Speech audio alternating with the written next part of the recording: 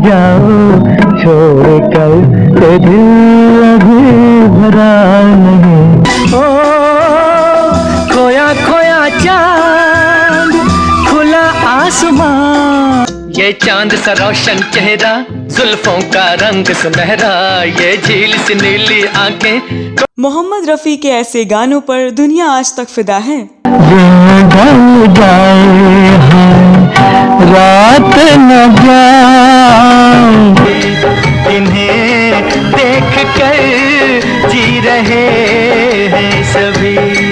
रफ़ी साहब के गानों को सुनकर गायक गायिकाएं, संगीतकार और संगीत विशेषज्ञ गायकी की बारीकियों को सीखते हैं। मेरे साथ दिल पुकारे, आरे आरे, आने से उसके आए बाहर, जाने से उसके। लेकिन एक ऐसा भी मौका आया जब अत्यंत प्रतिभाशाली संगीतकार माने जाने वाले राहुल देव बर्मन ने रफ़ी साहब के गाए गाने पर सवाल उठाया, और वो भी अपने पिता और दिग्गज संगीतकार SD बर्मन के सामने। इसके बाद तो RD बर्मन को अपने पिता से ऐसी डांट खानी पड़ी कि उस डांट को RD बर्मन जीवन भर नहीं भूल पाए। कौन सा है वो गाना जो RD बर्मन को जच नहीं रहा था, और क्यों RD बर्मन को अपने पिता से डांट खानी पड़ी? इस वीडियो में मैं आपकी दोस्त और होस्ट स्तुति इस बारे में पूरी जानकारी देने जा रही हूँ, तो आप बने रहिए हमारे साथ।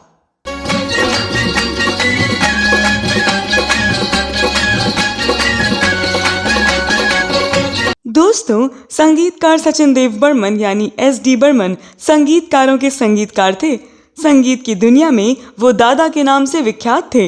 दादा त्रिपुरा के राजसी परिवार से संबंध रखते थे।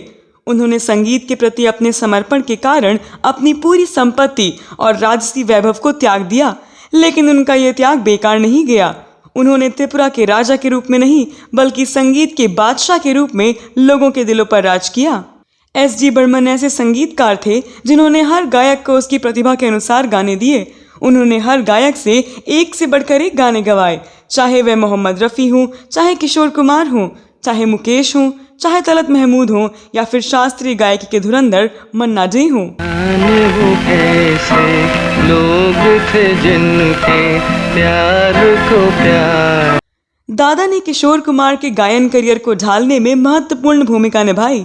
आरंभ में उन्होंने किशोर कुमार को आगे बढ़ाया और अन्य गायकों की तुलना में प्राथमिकता दी, लेकिन जब उत्कृष्टतम गानों को गवाने की बारी आती तो दादा हमेशा रफ़ी साहब को ही चुनते। ऐसे तो न देखो खूबसूरत सी को। दादा बर्मन जानते थे कि रफ़ी साहब के पास मधुर आवाज में मूड मैजिक उत्पन्न करने की क्षमता थी। चाहे बदलते समय में बदलते मूल्यों को उजागर करने वाला गीत देखी जमाने की यारी हो, या जीवन के कड़वे यथार्थ को अभिव्यक्त करने वाला गीत ये महलों के तख्त हों, या फिर हरी भरी वादियों में खुले आकाश के नीचे उन्मुक्तता और रोमांस के गीत खोया खोया चांद हो। खोया खोया चांद, खुला आसमान। लेकिन 1950 के मध्य तक SD बर्मन आमतौर पर हेमंत कुमार, तलत महमूद या किशोर कुमार में से किसी एक को चुनते थे। जाए तो जाए कहाँ। हालांकि आरंभ में दादा बर्मन ने मोहम्मद रफ़ी से बहुत कम गीत गवाए, लेकिन सचिन देव बर्मन को मालूम था कि मोहम्मद रफ़ी अपनी आवाज़ से कितनी तरह का काम ले सकते हैं। यही वजह है कि उन्होंने प्यासा के लिए मोहम्मद रफ़ी को चुना। ये दुनिया अगर मिल भी जाए तो क्या है। प्यासा की कहानी की जो थीम थी और उसके हिसाब से जो गाने थे, उसके साथ मोहम्मद रफ़ी के बिना न्याय नहीं हो सकता था। प्यासा के अलग अलग गानों को जिस अलग अलग तरीके से मोहम्मद रफ़ी ने गाया, उससे मोहम्मद रफ़ी को लेकर SD बर्मन के नज़रिए में भी बदलाव आया। उन्हें इस बात का एहसास हुआ कि मोहम्मद रफ़ी थीम के हिसाब से अपनी आवाज़ में कैसे परिवर्तन कर सकते हैं। ये दुनिया अगर मिल भी जाए तो क्या है। प्यासा के गाने हिट हो गए। इसके बाद SD बर्मन और मोहम्मद रफ़ी की जुगलबंदी हुई 1958 की फिल्म काला पानी के गानों के लिए। इस फिल्म में दादा बर्मन ने रफ़ी साहब की आवाज़ का इस्तेमाल 3 गानों में किया। रफ़ी साहब ने 2 गाने आशा भोसले के साथ गाए थे, जबकि रफ़ी साहब का एक गाना सोलो था। हम बेखुदी में तुमको पुकारे। इस गाने का पहले से ही एक बंगाली वर्जन था जिसे एस डी बर्मन ने ही गाया था। मोहम्मद रफ़ी ने जो एकल गीत गाया था उस गीत का बांग्ला वर्जन पहले ही बन चुका था जिसे एस डी बर्मन ने गाया था। बोल थे घूम भूले चीनी झूम।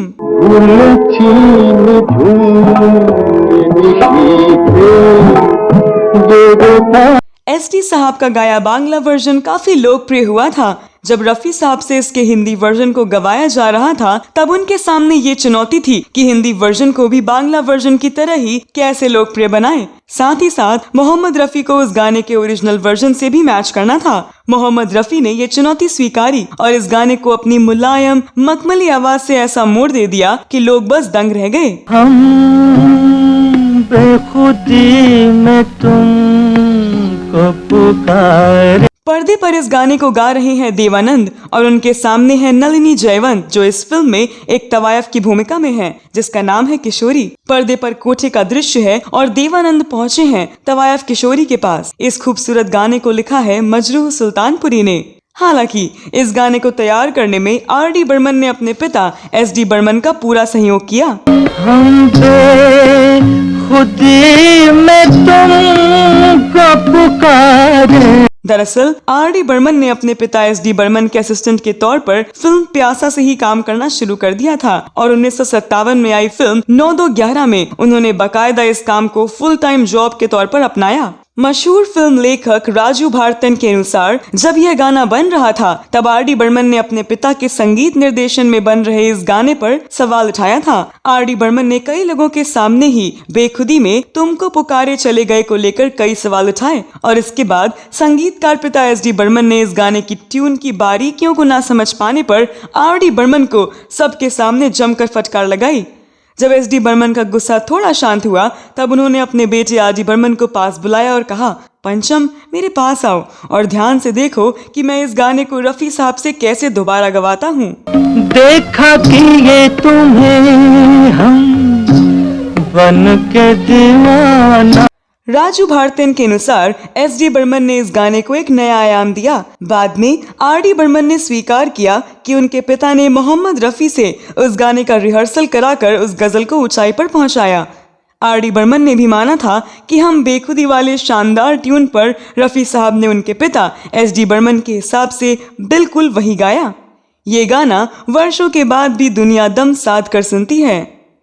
हम बेखुदी में तुमको पुकारे। काला पानी के इस गाने की सफलता ने मोहम्मद रफ़ी को एस डी बर्मन के म्यूजिक रूम का अहम हिस्सा बनाया।